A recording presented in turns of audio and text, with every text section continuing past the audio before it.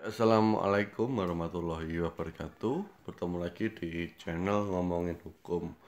Nah, kali ini kita akan sedikit mengulas ya tentang salah satu pemberitaan. Ini saya ambil dari Instagram yang dipost oleh Gen.cuan dan Kompas.com. Ya, jadi di situ menyampaikan judulnya atau headline-nya adalah Mayday 2024, pengemudi ojek online tuntut status jadi pegawai tetap. Nah, jadi eh, di hari buruh ya kemarin tanggal 1, eh, pengemudi ojek online atau komunitasnya itu menuntut supaya status status kepegawaiannya ya atau status pekerjaannya menjadi pegawai tetap. Nah, kita akan coba kulik atau kita bahas kemungkinan-kemungkinan yang ada dan jika itu terjadi ada dampaknya seperti apa. Nah, yang pertama kan kita tahu ya bahwa pengemudi ojek online ini statusnya adalah mitra, artinya partner ya. Partner itu tidak ada terikat seperti pegawai dan pemberi kerja. Artinya dia hanya bekerja sesuai dengan permintaan yang diberikan seperti perusahaan ke perusahaan seperti itu sesuai kontraknya lah. Nah, kontraknya dia itu adalah mengambil orderan dengan eh, tarif yang sudah ditentukan. Ya, kalau dia setuju dia boleh ambil, kalau enggak ya sudah nggak usah diambil, nggak apa-apa.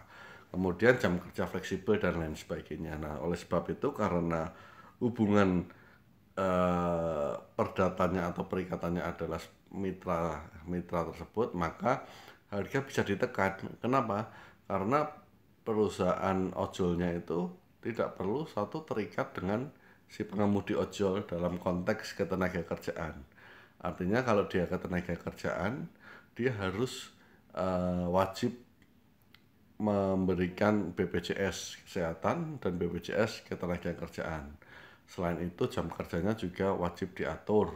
Kemudian harus ada PKB atau PP untuk pengaturan ketenaga kerjaannya. Terus kemudian ada K3 dan lain sebagainya. Artinya aspek-aspek itu tentu akan menimbulkan cost struktur atau struktur biaya yang harus masuk ke dalam beban operasional, sehingga dengan tidak adanya itu karena hubungannya adalah sebagai mitra, tarifnya bisa ditekan menjadi bersaing, kira-kira seperti itu. Nah, itu dampaknya, artinya uh, masyarakat yang menggunakan jasa ojek online itu bisa tetap menikmati dengan tarif yang rendah ya, seperti itu. Nah, tentu tarif rendah ini plus minus ya, dari sisi masyarakat mungkin oke, dari sisi pengemudi mungkin dirasa terlalu minim, mungkin seperti itu. Dan juga dari aspek pengemudi kita bisa melihat tidak adanya kepastian terhadap karir, tidak ada kepastian terhadap jaminan pekerjaan dan lain sebagainya, karena semuanya diatur oleh aplikasi. Artinya pengemudi hanya menunggu ketika orderan masuk, ya dia bisa ambil atau bisa tolak, intinya seperti itu. Tarifnya juga sudah disesuaikan.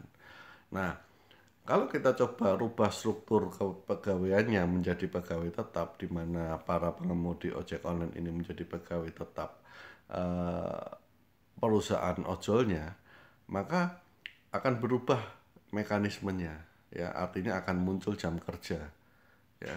Jam kerja akan muncul, kemudian tadi yang sifatnya fleksibel, orderan boleh diambil boleh tidak, mungkin akan berubah menjadi kewajiban, karena sudah ada terikat hubungan perintah kerja dari pemberi kerja ke pekerja.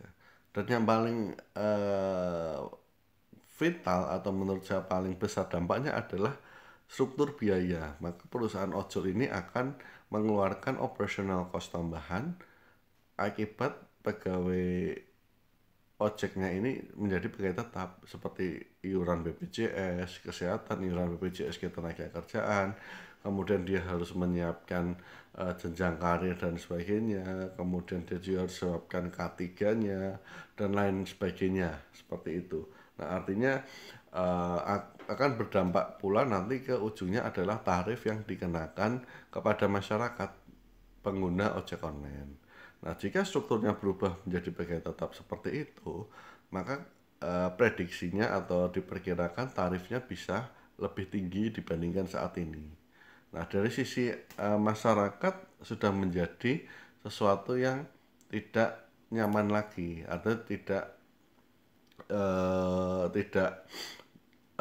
dengan kondisi saat ini ya, dibandingkan dengan kondisi saat ini. Apabila itu diterapkan yang menjadi status sebagai tetap, maka harga atau tarif yang diterapkan kepada masyarakat kemungkinan akan menjadi lebih tinggi, sehingga masyarakat akan membandingkan.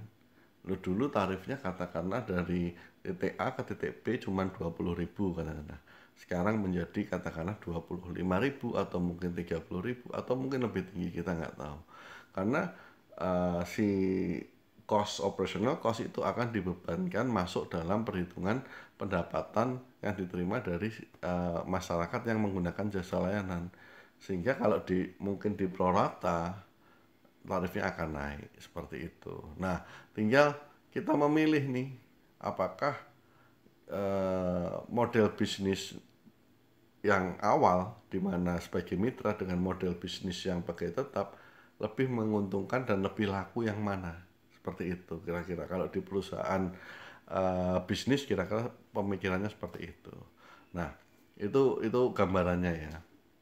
Nah, kedua, kami bisa atau saya bisa mungkin coba memahami kenapa tuntutan ini muncul. Ya, ini karena salah satu dampaknya adalah kesenjangan sosial ya. Artinya kesempatan kerja yang dimiliki oleh masyarakat dibandingkan lowongan kerja yang ada itu sangat berbanding terbalik. Artinya rasionya tidak sesuai, tidak berimbang.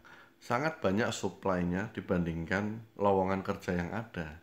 Nah, sebenarnya dengan mekanisme mitra ini itu sedikit membuat persaingan pekerjaan menjadi lebih ringan. Artinya siapa saja bisa apply menjadi ojek online, ya. Siapa saja bisa apply, tinggal dia mau ikut mekanismenya atau tidak, seperti itu. Bandingkan kalau ini menjadi pegawai tetap, maka perusahaan akan bisa memberikan spesifikasi tertentu yang lebih detail terhadap pegawai yang bisa masuk kepada ojek online ini.